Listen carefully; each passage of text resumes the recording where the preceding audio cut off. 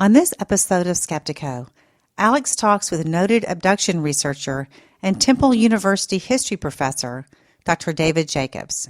You mean to tell me, an academic would say, that not only are aliens coming from outer space, which we all know they can't get here from there, and now they're kidnapping people because they want to see what makes us tick and all that? No.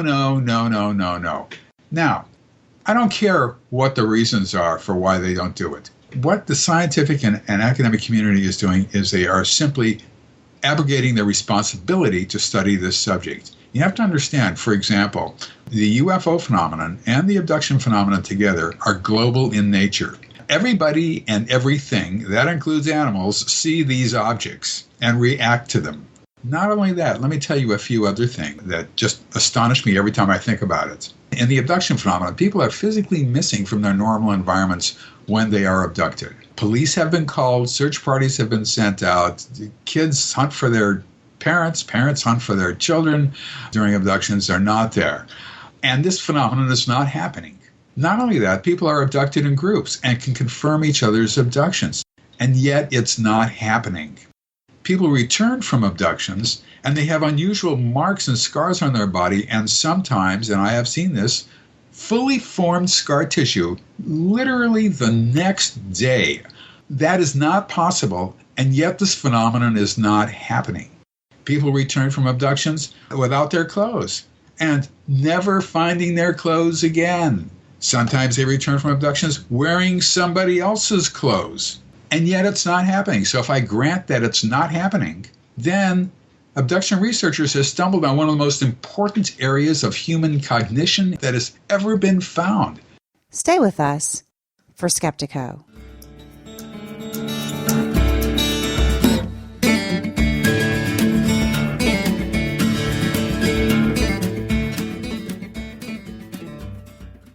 Welcome to Skeptiko, where we explore controversial science with leading researchers, thinkers, and their critics.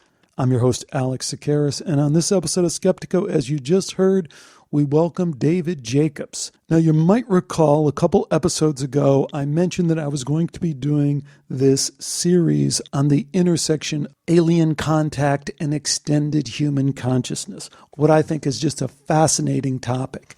Well, today's guest, David Jacobs, if you don't already know, is quite a controversial figure in this mix.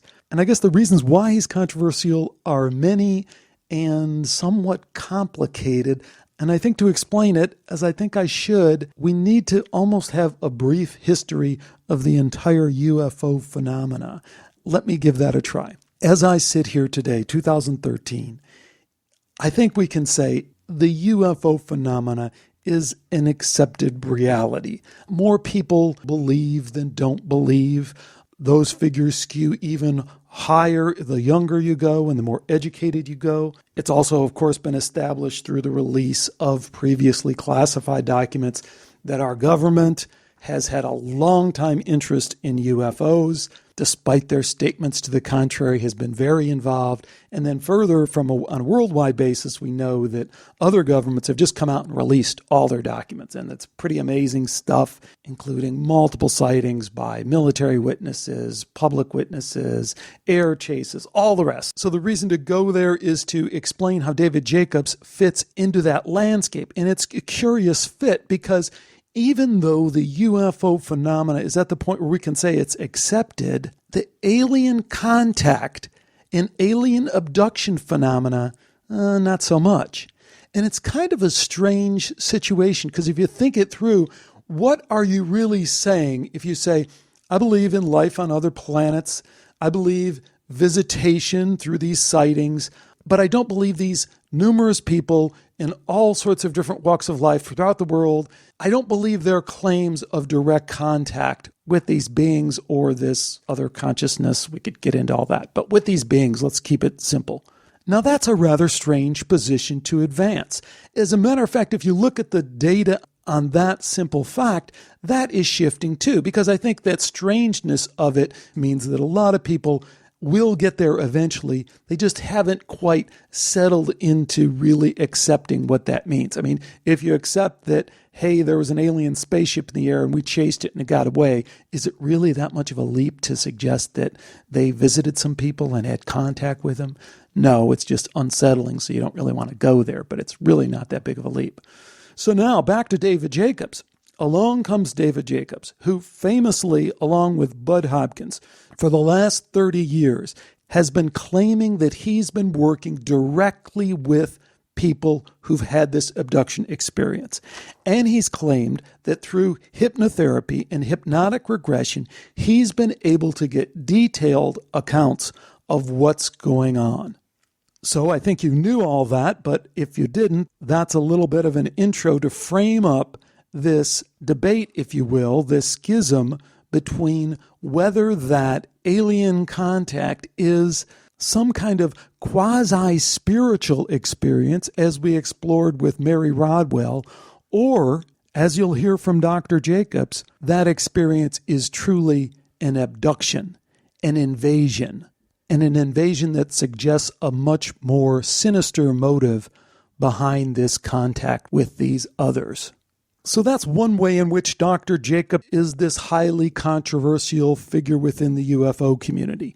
But the other way that he's controversial, and this I think has to be brought up because so many people who are really into this material know about a lot of the negative things that have come up about David Jacobs and his techniques, methodologies, and the claims of his inappropriate sessions with one particular abductee he was working with. So before doing this interview, I talked with Dr. Jacobs about that case. I also independently talked to a couple of Dr. Jacobs' detractors, all in an attempt to get a handle on what to make of this pretty big body of work that he's amassed and his claims about the alien abduction phenomena. What I decided at the end of the day was that we do need to listen to Dr. Jacobs. We do need that voice out there. And although some of the techniques he's used in the past have been called into question, I don't think it undermines his work. And I think people who attack it from that front are usually folks who are not willing to accept any hypnotic regression work, which I just don't understand. I don't understand how you can think that anyone who's had a hypnotic regression, even a mild one where someone's just told to relax and count back to 10, how everything after that they might say or remember is tainted. I understand that the techniques and the methodologies that we use have to be careful, but I don't think hypnotic regression immediately taints all memories that someone might have. So my interview with David Jacobs was a pretty long one. I've actually broken it up into 2 segments to broadcast here on Skeptiko. One because of the length, but also because there's a real shift in the interview. The first talks about existing body of work, some of the groundwork for his beliefs and his understandings that he's gained. And the second shifts more into the topic that I started with Mary Rodwell on, and that's how we should understand this experience vis-a-vis these 2 camps, this John Mack spiritual transformation alien contact camp and this David Jacobs and now deceased Bud Hopkins camp, who sees it as an intrusion, an alien abduction with a very sinister motive behind it. Okay, so thanks for staying with me for that lengthy introduction. Here goes with Dr. David Jacobs. Today we welcome historian and UFO abduction researcher Dr. David Jacobs to Skeptiko. Dr. Jacobs is the author of 4 books and many, many important articles. He's done numerous television and radio appearances, all on this topic that he is really one of the pioneers in, and that is alien abduction research. Dr. Jacobs, it's great to have you on. Thanks so much for joining me. Thank you for having me, Alex. Well, as I mentioned, for anyone who has even a passing interest in this field, they know about you, they know about your work, and they probably also know that one of the reasons that a lot of folks are drawn to you is because you have this very interesting dual career. You were a longtime history professor at Temple University in Philadelphia before your retirement. And as I was looking over your bio, I noticed that you were also someone who, you had to be the first person to do a PhD dissertation on UFOs. I have to ask you right from the outset, how did you pull that off? That was actually tricky.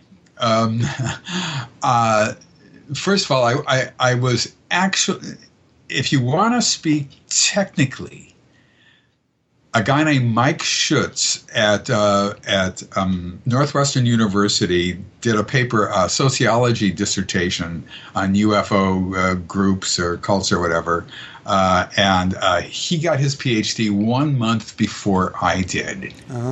So technically speaking, I am the second dissertation that dealt with UFOs. His was the first, but basically it's close enough to be almost a tie. However, I addressed the controversy over it. I was actually working on a dissertation on the image of women in very early film history, pre-1915 was sort of my target date.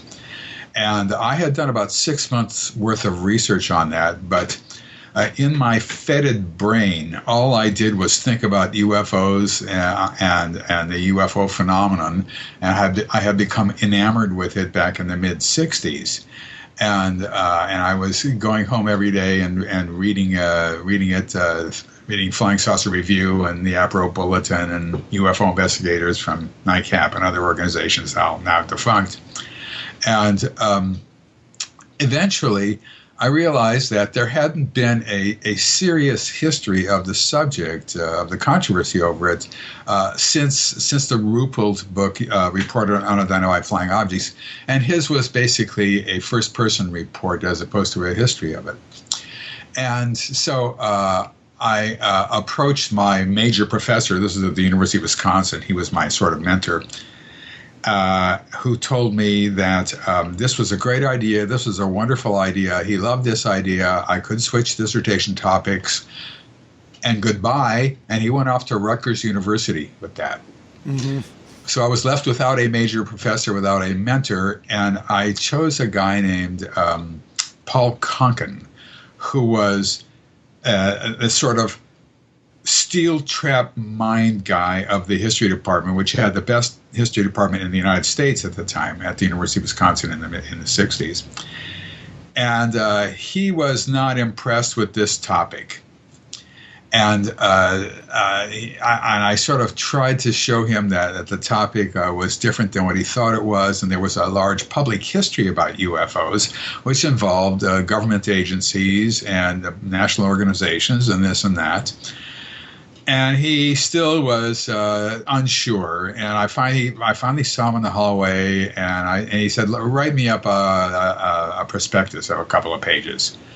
So I wrote it up for him, and I waited and waited and waited and waited. Now, this guy was really hard-nosed. I cannot emphasize that enough.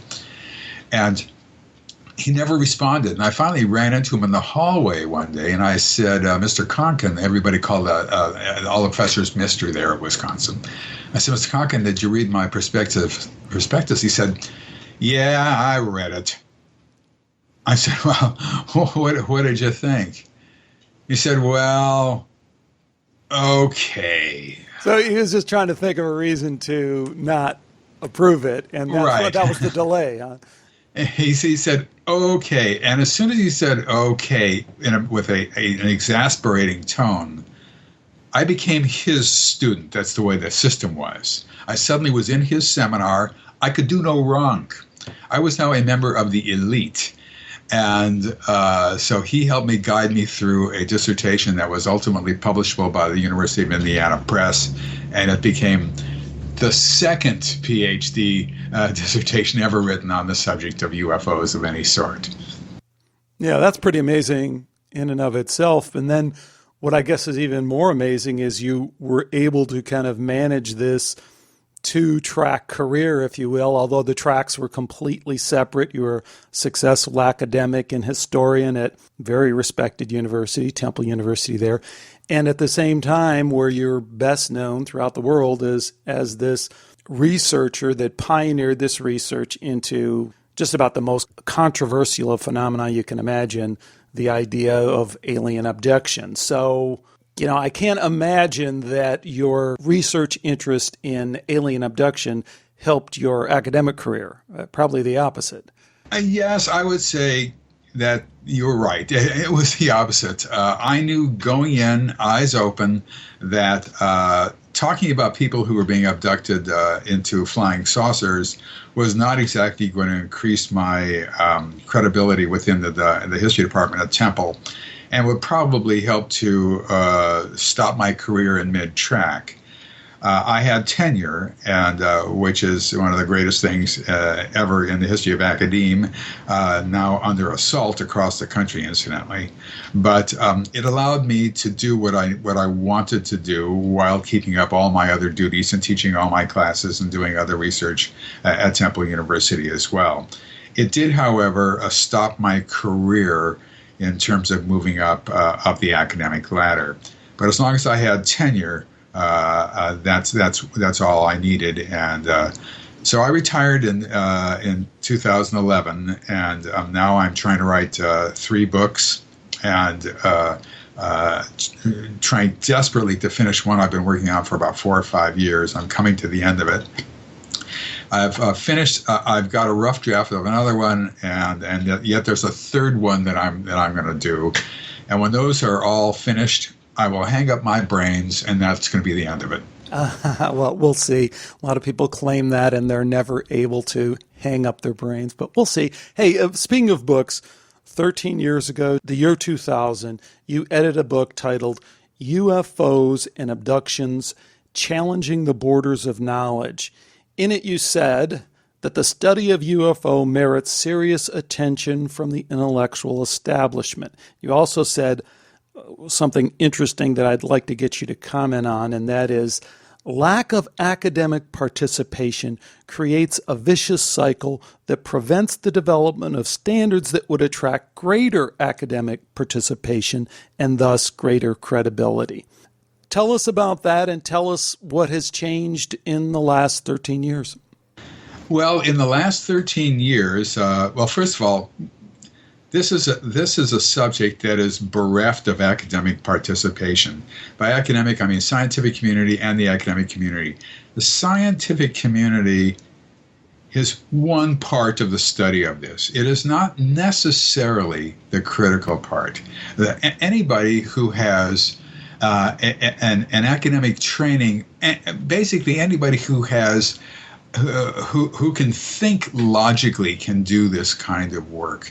It's so unprecedented that it doesn't require expertise in any particular subject to get an insight into it, because it's unique. However, what I've seen, and it was happening 13 years ago, is that over the years, the academic community and scientific community and professional community, that is to say dentists, lawyers, people like that, have given their names in public to UFO organizations to be consultants to these groups. There's the Mutual UFO Network, the Aerial Phenomena Research Organization, the National Investigations Committee on Aerial Phenomena, the Fund for UFO Research, and so on. And these organizations published lists of academics and scientists and others, professionals, who had given their full names and allowed them to be used in public as consultants. I counted up the number of names of everybody who had a postgraduate degree that included PhDs and master's degrees. It came to about 1,200 individuals. That was years and years and years ago. Now the academic community has no interest in this subject whatsoever. There aren't 1,200 people across the country who are academics who will lend their names to organizations. And in fact, what we find is that the academic community, professional community, whatever, is downright hostile to the subject. It's not that they're not interested, they're actively hostile. Right. So the vicious cycle has turned into an outright war. Right. And this is the first time that this has happened since the beginning of the phenomenon. There's never been a period in UFO history where you get this kind of hostility, except perhaps in the first 2 years between 47 and 49, something like that. But even then, it was more curiosity. Now it's hostility. It's really astonishing. I think it's because of three reasons. Whether you agree with these reasons or not, I'm not going to make a value judgment on them. I think number one is the idea of government cover-up. I think that that to ask the academic community to believe that UFOs are real, they're from outer space, they're here doing this, that, and the other thing, and the government knows all about them, and the government is hiding information, and the government might even have one or two, and they might even have aliens who are pickled in jars, and all that sort of stuff.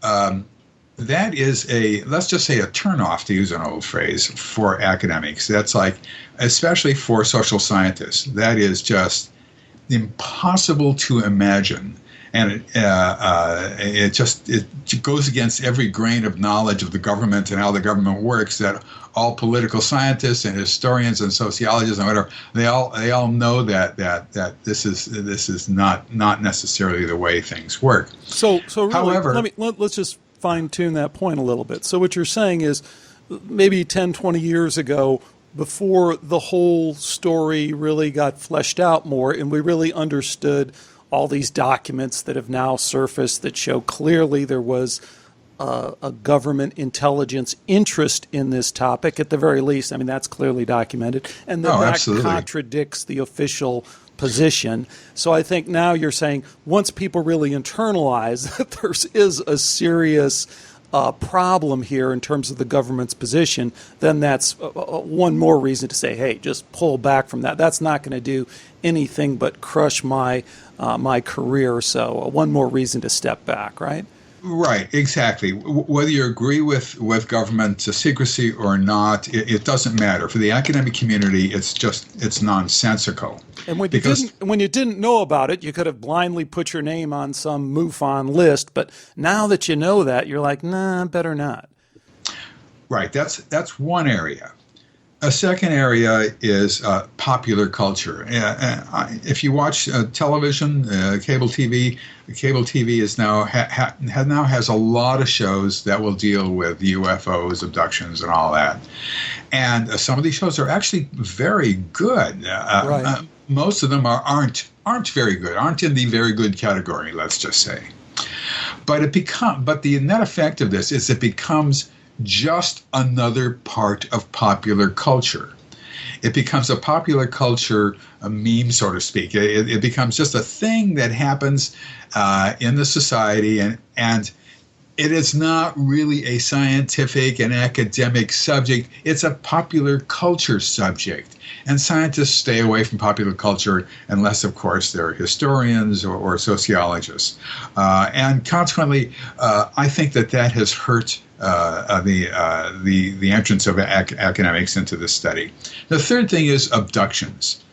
You mean to tell me, an academic would say, that not only are aliens coming from outer space, which we all know they can't get here from there, because even at the speed of light, it would take the argument, blah blah blah blah blah blah blah blah. So they and now they're kidnapping people because they want to see what makes us tick and all that. No. These three things, I think. Popular culture, secrecy, and abductions have managed to just close the door on the academic community. They just don't want to enter into this stew, this melange of things that are swirling around the UFO sighting phenomenon. And so you can understand why. Now, I don't care what the reasons are for why they don't do it. What the scientific and academic community is doing is they are simply abrogating their responsibility to study this subject. You have to understand, for example, the UFO phenomenon and the abduction phenomenon together are global in nature. with everybody and everything, that includes animals, see these objects and react to them. And in the abduction phenomenon, what you have is people coming from all around the world, from all different walks of life, having wildly different backgrounds, from PhDs and MDs and psychiatrists and psychologists to people who dropped out of school in the 12th grade or the 9th grade, when they were 12 years old, for example. I have one person like that, or in the 9th grade, and people could never hold a job and get it together, all saying the same exact things from around the world, and yet there's no interest in this whatsoever. Not only that, let me tell you a few other things that just astonish me every time I think about it. People are physically, in the abduction phenomenon, people are physically missing from their normal environments when they are abducted. Police have been called, search parties have been sent out, kids hunt for their parents hunt for their children during abductions. They're not there. And this phenomenon is not happening. Yet, this is what people are reporting all the time. Not only that, people are abducted in groups and can confirm each other's abductions. Now, oftentimes these are family groups where they might be in cahoots together, but oftentimes they're not in family groups. They're neighbors, and they can confirm each other's abductions, or even strangers whom they meet on the street and they know immediately they've seen this person. And yet it's not happening. People return from abductions and they have unusual marks and scars on their body, and sometimes, and I have seen this, fully formed scar tissue literally the next day. I have seen this in person. I had a session with a woman once who had was perfectly fine. She saw me the next morning, and she had 2 1-inch scars on each hand in exactly the same place that were not there the day before. To my unbelievable, breathtaking amazement, that is not possible, and yet this phenomenon is not happening. People return from abductions wearing without their clothes and never finding their clothes again. Sometimes they return from abductions wearing somebody else's clothes. How would you like to get up in the morning and you're wearing somebody else's clothes? That would catch your attention, you know what I mean? And you didn't have a fifth of Jack Daniels the night before or something like that. And yet this isn't happening. Sometimes abductions are observed by bystanders who have nothing to do with it. It's rare, but it does happen. And yet it's not happening. You would think that this type of phenomenon, which is not happening, and yet people are seeing it, and groups of people, and this and that, would be of extraordinary importance to the academic and professional community, because there's never been anything like this phenomenon, and it's global. No, this has never happened before in this type of method, in a sense. And yet it's not happening. So if I grant that it's not happening, that people are not being abducted, then abduction researchers have stumbled on one of the most important areas of human cognition and mentality and circuitry in the brain and all that has ever been found. You'd think that neurologists would be interested in this, that psychologists and psychiatrists would be. You'd think. The answer is not a chance. So you're no saying whether one accepts the reality of these experiences as reported by many, many people, and if we should add, as reported to many different researchers, not just Dr. David Jacobs, but many people who've encountered folks who claim to have this abduction experience, no connection to you whatsoever, report very much similar kinds of experiences and all those things. So you're saying that there's really a challenge to the academic community to either accept those accounts at face value or reject them and then find some deeper neurological or psychological problem. But in either case, it's something that demands resolution. Yes, and what you're saying is individuals. What I'm talking about sometimes in my little list is groups. Yes. Once you say the word groups of people, then suddenly all psychological explanations fail. But this is part of the phenomenon. Once again, there's never been anything like this in history. You'd think academics would be flocking to this subject to figure out what in the heck this is. People think that they're being abducted all the time, and it's not happening, and yet they're actually missing from their normal environment. Only one case, probably a non-abductee in Australia, out of the thousands and thousands and thousands of people who have come forward, was shown to be not an abduction when she was actually in a car. She said she was being abducted by, and a guy was sitting next to her said, well, she wasn't abducted, and that was in 1972, the Maureen Putty case in Australia. That's the only time when anybody ever said that they were abducted, and they weren't. That was not fully investigated, and the person was obviously not an abductee, but at least she claimed it, and we have to throw that into the hopper. But that's an outlier, and my guess is she was not an abductee. So the fact is, though, that you think that they would be interested in this, and they're not, which is extremely frustrating. I think it is extremely frustrating, and I think it's also very, very important to go through it over and over again the way that you did, so that people can really come to grips with this question that I think is at the core of many of these kind of realizations that people come to, and that's how can this be? So people encounter this evidence, this data, whatever you want to call it, and then even if they're drawn into it by the overwhelming amount of it and the impossibility of the skeptical explanations for it, they get to the point and they say, hey, how can this be though? Wait a minute.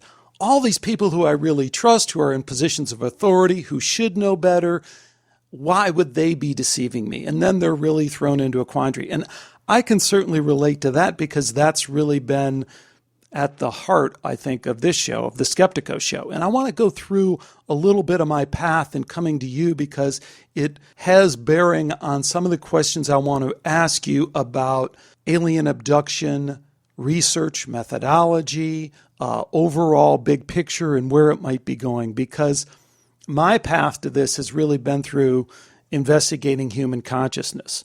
Is telepathy real? Are synchronicities real? Are near-death experiences real? That kind of stuff. And my approach has been to talk to researchers, people who study this scientifically, publish in peer-reviewed journal kind of thing, because there is that when you look at psi phenomena or when you look at near-death experience. And what I found that really mirrors what you just said is that there's this rather bizarre disconnect between what the data is telling us and academia's party line. It's kind of funny because it relates to what you're saying in that in one form or another, what I keep running against is this idea that consciousness is an illusion. You are a biological robot. So forget about alien telepathy during alien abduction or even telepathy in the lab. I mean, these folks are saying there can't be any telepathy because there's no you in there to telepathically communicate with someone else. And I think this meme, if you will, this consciousness is an illusion, you are a biological robot meme, is really at the heart of some of these things where you're interacting with someone and they're debating and they're skeptical, and what they don't realize is what they're really saying. They really don't even care about the data. What they care about is this belief that, hey, you know what, there can be no consciousness, there can be nothing beyond just this biological robot thing, and we can't even go there on a number of fronts, so I'm not even going to try.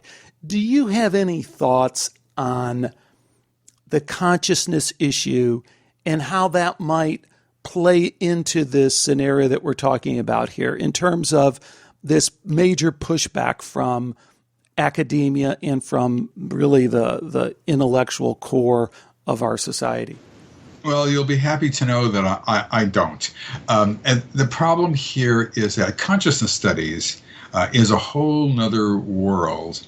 Made up to a large extent of neurologists who are trying to figure out how humans have consciousness, or indeed how all beings have consciousness, because my cats have consciousness and probably even sharper than mine. But It's something that's interesting.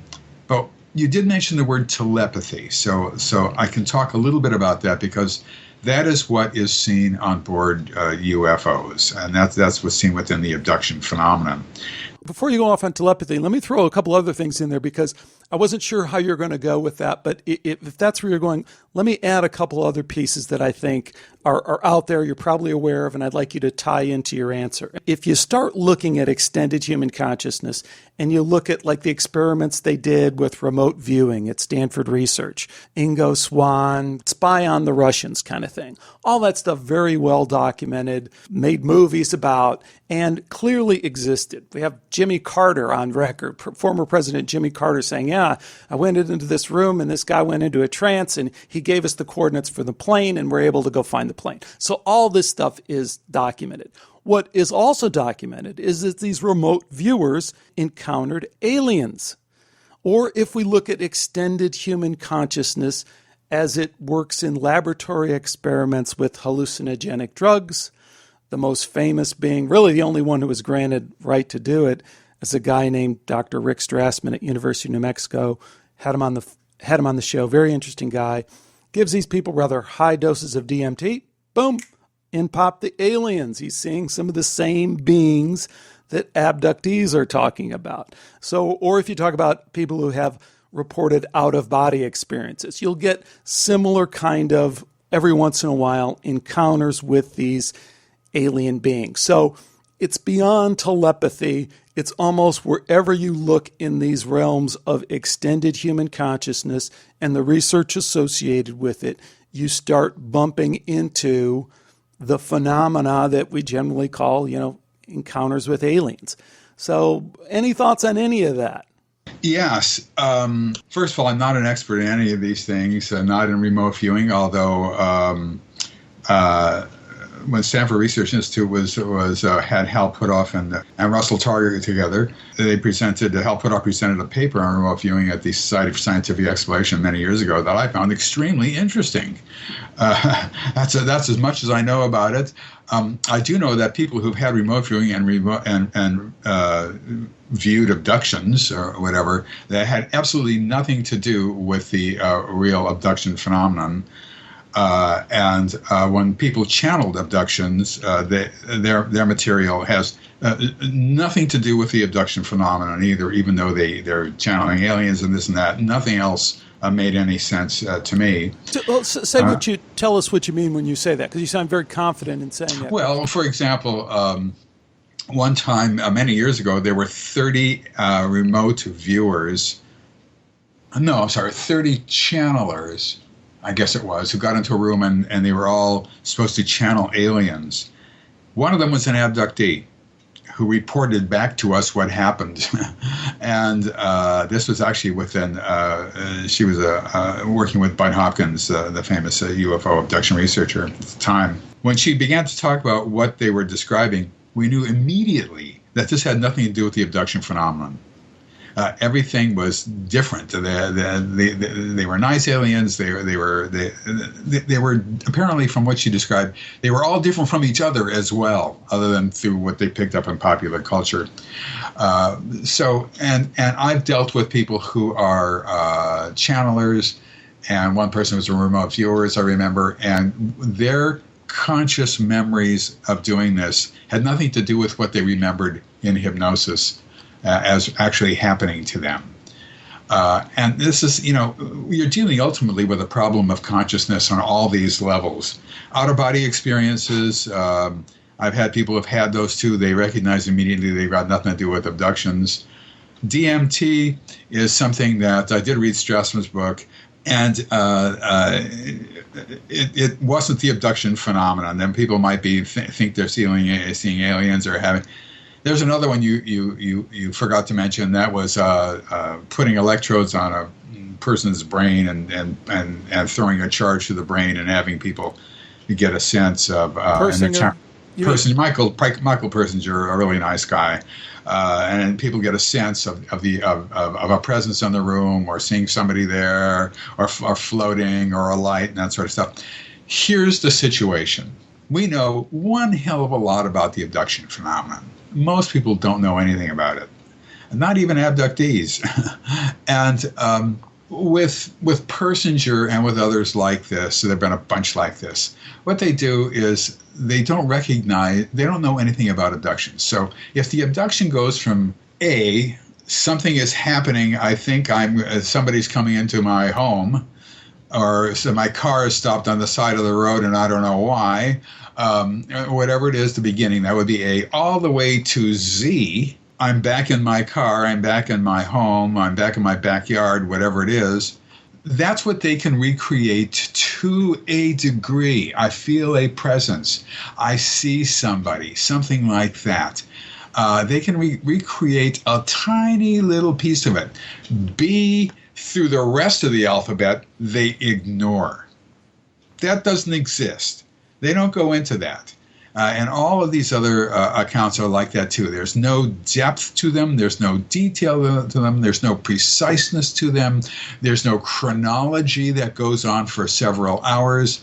There's nothing like that at all. And with remote viewing, you have people who are seeing religious figures and traveling around the world and this and that. Even though, as I said, I saw a very interesting paper on it once, but none of this relates to the reality of the abduction phenomenon. None of this takes into account the evidence.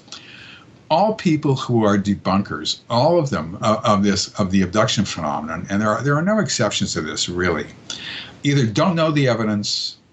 They ignore the evidence if they do know it, or they simply distort the evidence to conform to their own opinions and ideas. I have found no exceptions to that. None of them really take into account the full range of evidence of the phenomenon, of what happens to people over and over and over again, and why it happens, and this and that, and I haven't published a book on UFO since 1998, on abduction since 1998, and I'm in the process of finishing this one I've been working on for the past 5 years. And I must say I have learned an awful lot more about this subject, and especially about hybridization and all that. And nobody has ever said anything that I've been learning about since 1998. Just because it hasn't been published yet. But hold on, because I think we need to kind of pull some things apart. We need to pull apart the debunkers, the skeptics, and people who have a different agenda. But those people are out there, and they're playing a different game. I'm really talking about the other side of that. People who are, number one, looking at this extended consciousness, and again, I think we kind of mixed a bunch of stuff together there, that there's a reality to extended human consciousness. Clearly, from a science standpoint, the clearest evidence for that is in the near-death experience, where in some strange way, it's like the alien abduction experience in that we have just mountains and mountains of evidence, first-person accounts, group accounts where people have a shared near-death experience, people standing by their bed, but we also have people who have no brain function, are dead, medically dead, who are resuscitated and can tell in great detail the details of their resuscitation, and they've actually done peer-reviewed, published studies comparing how well they're able to recall the resuscitation versus a control group that didn't have a near-death experience. That's established. It's still ignored, denied by mainstream academia and science because they do not want to accept that we really have consciousness, let alone that consciousness somehow survives death in a way we don't understand. But hey, that's the data, and we have to live with it. So where I think a lot of people are going in this realm is to say, okay, if that's the data and we have to live with it, that consciousness survives death, then consciousness is somehow, in some way we don't understand, separate from the brain or coexisting in the brain, but kind of separate. And then that gives a different spin on all these things that we've been talking about. So your DMT trip now doesn't have to be just an illusion, and remote viewing can have a reality to it, and maybe even medium communication channeling is very problematic, as you mentioned. But let's throw that back on the table And first of all, do you accept the idea that consciousness is somehow, in some way we don't understand, the phrase I always like is ontologically distinct? It's not just the brain. There's something more to it. It's an area that I know so little about and that I have done no studies in. That even to say yes or no on that is going to be a guess. I don't know how to respond to that, because people know a hell of a lot more about these things than I do, and I can only relate them to the abduction phenomenon. Well, fair enough, Dr. Jacobs. I don't want to get us off track, because where I really want to do is pull that back to the abduction phenomena, because from my perspective, again, coming at it from this extended human consciousness angle, that seems to be at the core of the debate. Once you jump past all the silliness we're talking about in terms of people saying, well, it can't exist, it doesn't exist, once you jump past that and you say, okay, there's some reality to this phenomena, let's figure out what it is, let's figure out what the possible purpose, agenda is, all those things. Then you really kind of break down into these two camps. In that book that I mentioned earlier, in UFOs and Abductions, Challenging the Borders of Knowledge, you included a chapter in there from Harvard psychiatrist John Mack, who unfortunately passed away in 2004, but was someone who really, along with you and, of course, Bud Hopkins, really drove all this stuff into the public attention, because he was a Harvard psychiatrist. He was certainly qualified to tell whether someone was delusional or whether someone had some other reason for making up these stories. He looked at it and said, hey, this thing is real from every way that I can look at it.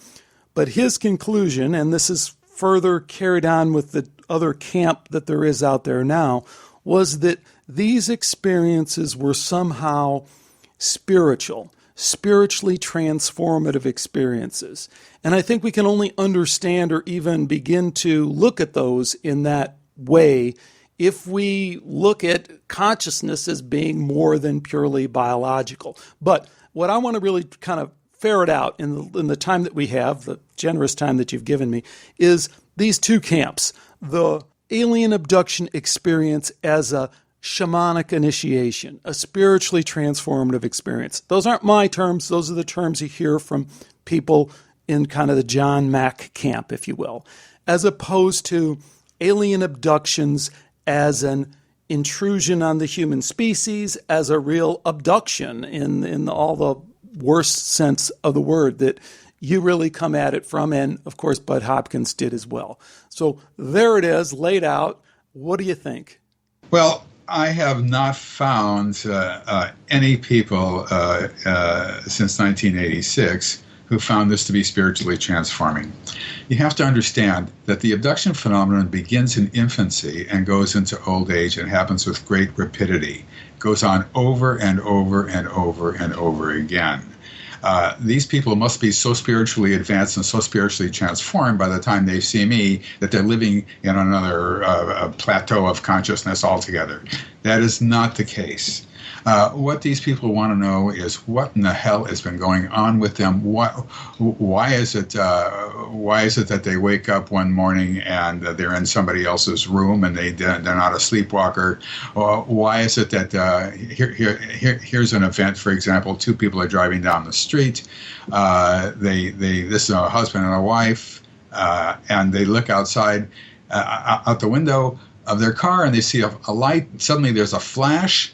They look at each other and they say, what the heck was that? And they realize it's 2 hours later, they're still in the car and they're still driving and they're in the same spot. And this is two people, and one of them was a scientist. And this is not consciousness raising. This is like consciousness denying. This is consciousness lowering, in a sense. So I don't have any stake in this. It would be wonderful if it is. I think that John was just dead wrong, John Mack, in his analysis of this. And in fact, he tried to ram the abduction phenomenon into his preconceived ideas about consciousness, and never could. And eventually, most people don't realize, he gave up. He said, that's it. I don't want to do it anymore, because it could never conform to his ideas. And 2 years before he died, he stopped doing abduction research altogether, closed up his peer group at Harvard, and told Bud Hopkins that maybe he had been a little bit too gullible in this situation of abductions, and he could never fit it in to what he wanted it to be. Yeah, but we have to be careful with that, because a lot of people would make the same accusation to you. So that they can't do. I didn't know what the heck this thing was, and I had no expectations about what it was all about until I started researching it, and then I realized, now I'm understanding. I hear you on that. In other words, I didn't stake out a position beforehand, whereas John had studied with Stanislav Grof and was very much influenced by Grofian techniques and consciousness raising and consciousness existing outside of the mind and all that. And I hadn't. I mean, I'm perfectly happy to believe that if that was the evidence I found. It doesn't matter to me. That's fine.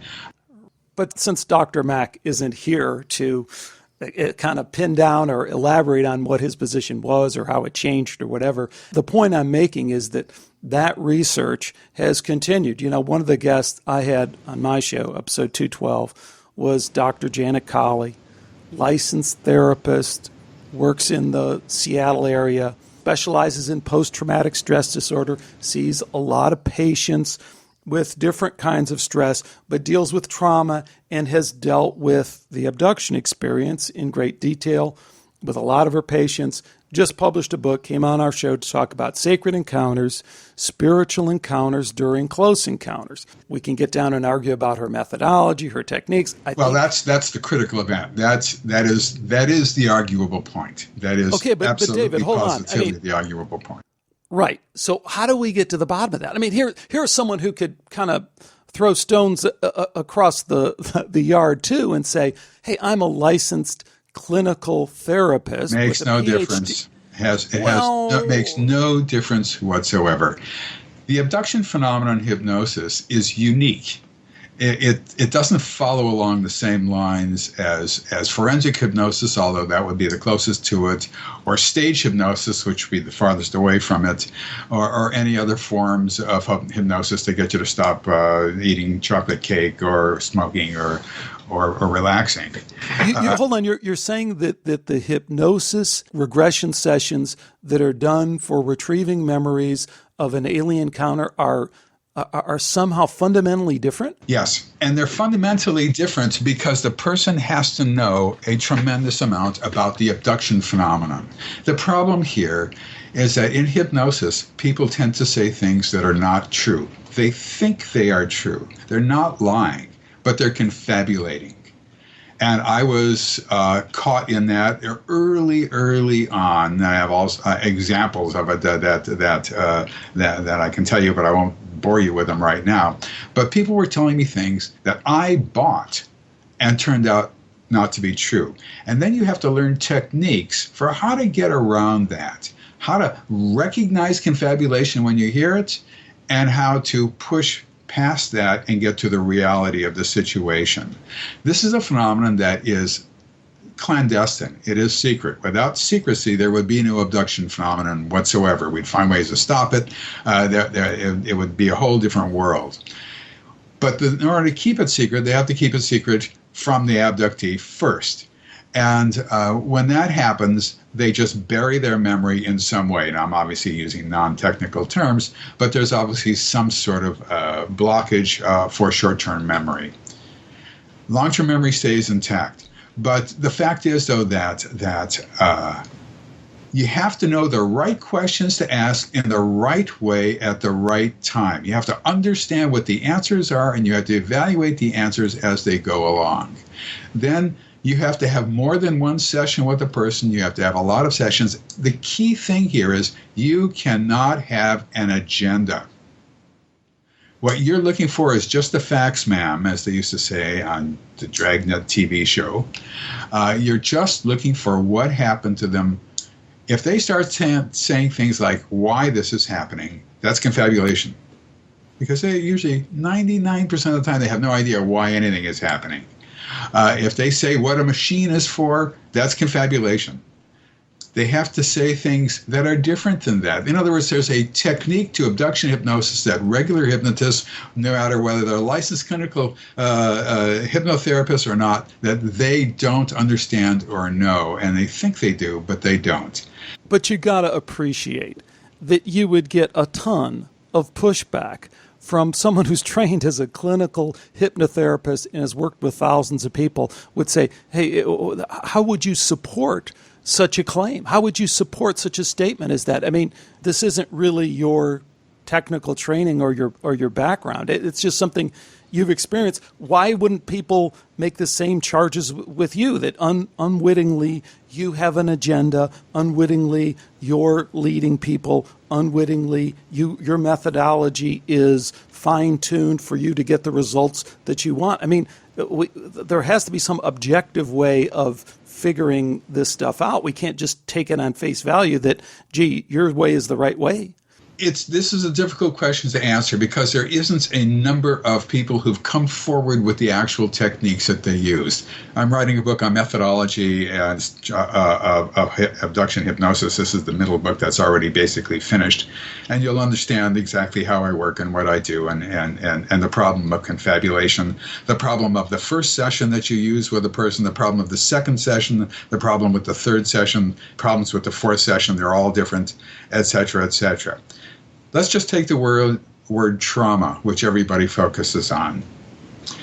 If this is a phenomenon that began in infancy and continued with frequency all the way through to when the person is 40 years old and they come to me, and they've had an abduction, let's just say the night before, and let's just say a week before that, and a week before that, or whatever, however many it is, the question then is, how traumatic is this phenomenon that has been part and parcel of their lives since they were children?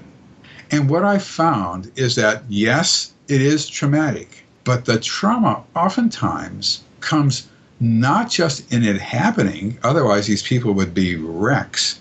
It comes in remembering what happened. That trauma tends to leave relatively quickly after the second or third session. And there are psychological ways of putting into effect, how can I put it, barriers to that. Now, let's put it this way, helpful suggestions to avoid that. And consequently, the word trauma has become a watchword for the abduction phenomenon as a whole. In fact, when people come to me for 10 sessions, 20 sessions, 30 sessions, over the period of months, I've been fortunate enough to work with people for years and years and years and years. They understand what's going on. They get it. They know. They know how long it's been going on. We've done stuff from when they were children and they were adolescents, and now they're 60 years old, and it's they become like scientist observers in a sense. They're reporting back. They know what is happening. Now they are trying to figure out exactly the reasons. They're trying to figure out, they're trying to be more precise in what they're thinking. I do things on a logical and chronological kind of level so that I'm not injecting anything into them. And in fact, I've done experiments with them. I've told them, I say to them, what you just told me about that event sounds like a dream. This really sounds like a dream. I don't think this happened. I think this is a dream. And then I'll say, just before I do hypnosis, I'll say, this is a dream. It's a direct command. When I do the induction, which is a simple relaxation induction, and I start asking questions, they couldn't care less about what I just informed on them of, that this is a dream. That doesn't mean anything to them at all. All they know is what happened to them. And I start chronologically. I also know that areas of confabulation are all over the place. And there's two number one areas of confabulation. Number one, description of aliens. I don't ask people what they look like anymore. Not until later. not that I'm interested, I am interested. I will ask certain key questions that don't have to have them confront the face of an alien, but I know that they've confronted the faces of aliens all their lives. But when they tell me, for example, I remember he was wearing a mask or a hood over his face so I wouldn't see him, and because he didn't want me to be frightened when I saw him. I've heard that a whole bunch of times. It doesn't make any sense to me. They've seen these beings hundreds of times, perhaps.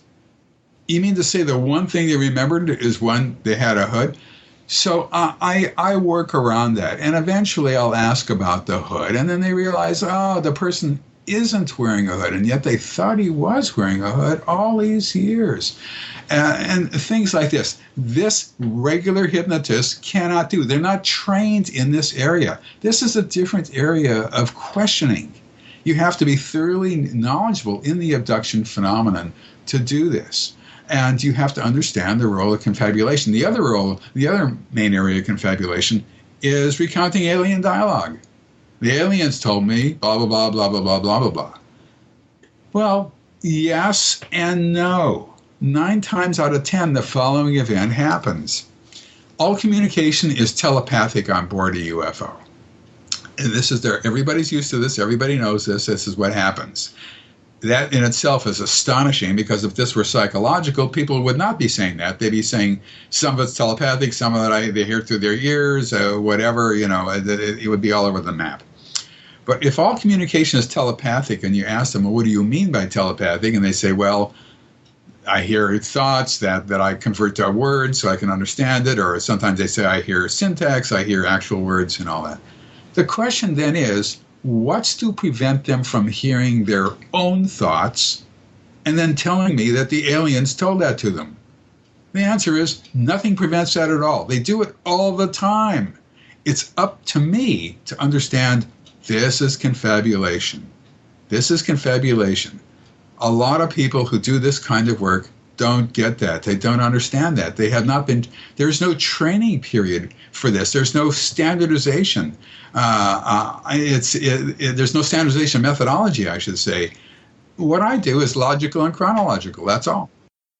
Thanks again to Dr. David Jacobs for joining me today on Skeptiko.